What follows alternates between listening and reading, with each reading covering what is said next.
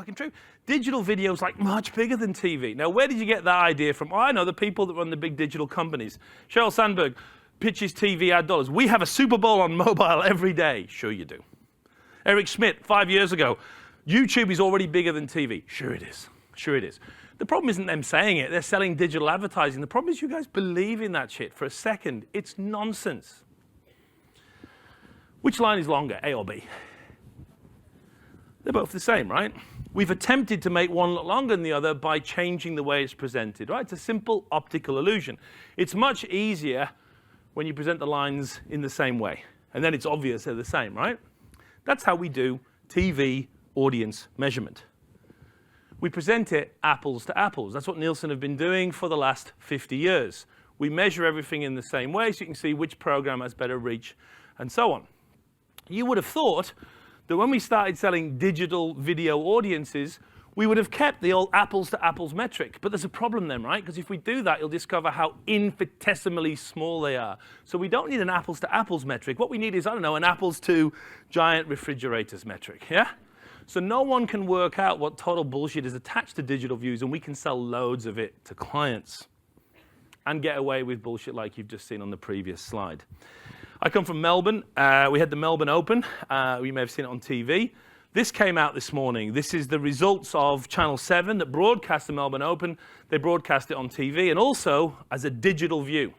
Which got the better audience? The digital the digital or the TV version? Which one had the bigger pull? Do you know? Yeah, me neither. Can't fucking work it out. That's the point. Yeah? How on earth are we supposed to make sense of any of this? It's nonsense. Let me try and do it for you with a couple of famous examples. So, a couple of years ago, Soccer World Cup in Brazil, ESPN had both the TV rights and the digital rights. And at the end of the tournament, which is 30 days long, ESPN announced the results.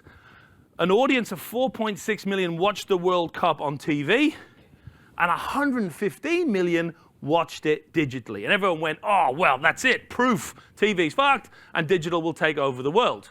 Pause and poke a little bit. That 4.6 is an average per minute audience. That's how we've been measuring audiences for 30 years. At any point during the game, all the 30 days of football, the average number of people watching the game was 4.6 million. That 115 million, that's the Atanarajurat horseshit that you saw earlier, right? 50%, 2 seconds. Now, you see that once, you're in my audience, my friend. You scan through your phone on a Tuesday morning, catch some guy running down a green pitch, you're in there. You're in the 115. This is clearly not an apples-to-apples comparison. If I take the 115 million and turn it into a TV audience, a per-minute audience, you know what I get? I get 300,000 views. Yeah. 7%. That's what that is. 7%. Now, that's not insignificant, but it ain't the future of video either. Yeah? Now, what happens if I take that 4.6 million and turn it into a digital view? Alas, I cannot calculate that. But I can tell you last year, the network behind The People versus O.J. Simpson announced that the TV show had been a massive success in America with a 12.6 million per minute audience, and they translated it into a digital view of 259 billion. It's bullshit. But no one calls it out. No one calls it out. Let me give you another. The Rio Olympics, remember? The first digital Olympics. Canadian press were all over this. Lazy, lazy journalism. TV's fucked. No one's watching TV live anymore. Everyone's watching it digitally. NBC Universal's Olympic upset. Streaming trumps TV. It trumps TV. Rio ratings are hurting. They're way, way down. TV is dead. Digital is alive. Let me share with you what happened in Australia. Huh? Channel 7 had the rights to the Rio Olympics, okay? This is how many total audience minutes during the 2-week Olympics happened. 325 million minutes of watching it on digital, 68 million on social, and 20.7 billion on TV. That's billion, not million. If you're missing a statistical representation, that's what it looks like. That's what it looks like. How is that possible? That's last summer. The digital Olympics, yeah? People are watching TV. 98% of them watch the games on TV. Now, again, you're saying to me, that's because Australia is a backwater filled with 20th century idiots that have friends who are crocodiles. And you may be right. So let's move to America, where, as you probably know, because they're your colonial cousins, NBC had the rights to it in the United States. Guess what proportion of the audience watched the Olympics digitally in America? The same, 3%. when you calculate it properly without the bullshit. And the guy in charge of it, the VC guy in charge of it, Ian Bell, said he was shocked to see digital was just 3% of viewing. I wasn't. 2 questions. Why is the number so small? Why has no one told you this in Canada? Just a bunch of bullshit about TV audiences in decline and digital taking over. 3%. There are 2 sides to this terrible story. Yeah? The first point is the miscommunication that TV is dying, and the other part is that digital video is the future, neither of which are true. Rio ratings weren't hurting in Canada this year or last year, nor was streaming trumping TV.